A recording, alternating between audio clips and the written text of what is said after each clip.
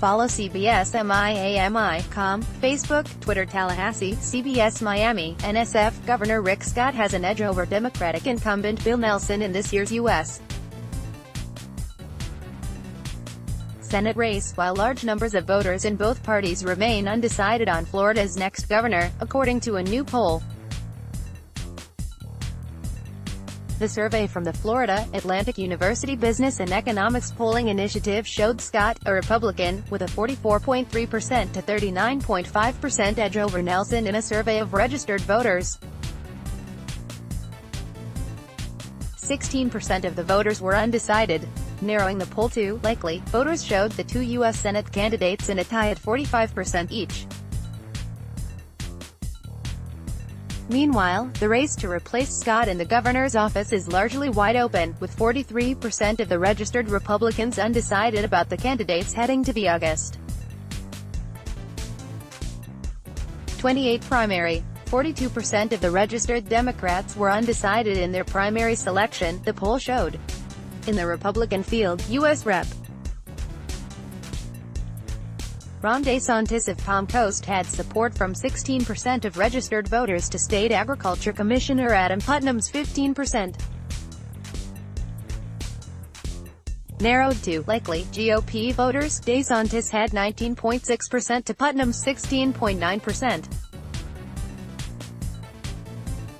In the Democratic field, former Miami Beach Mayor Philip Levine had 16% of the registered voters, while former U.S. Representative Gwen Graham of Tallahassee had 15%, businessman Chris King of Winter Park had 10%, and Tallahassee Mayor Andrew Gillum had 6%, the poll showed. Narrowed to likely primary voters, Levine had 17.6%, Graham 15.3%, King 10.5% and Gillum 6%, according to the poll. The Senate race in Florida continues to be very close, and is going to be one of the most expensive and competitive contests in the nation, said Kevin Wagner, an FAO political scientist who works with the polling initiative. Wagner said approval ratings for President Donald Trump could be a factor for some Republicans, including Scott. The new survey showed Trump's approval rating among Florida voters at a high of 43%, compared to prior FAO polls that included a low of 35% last June.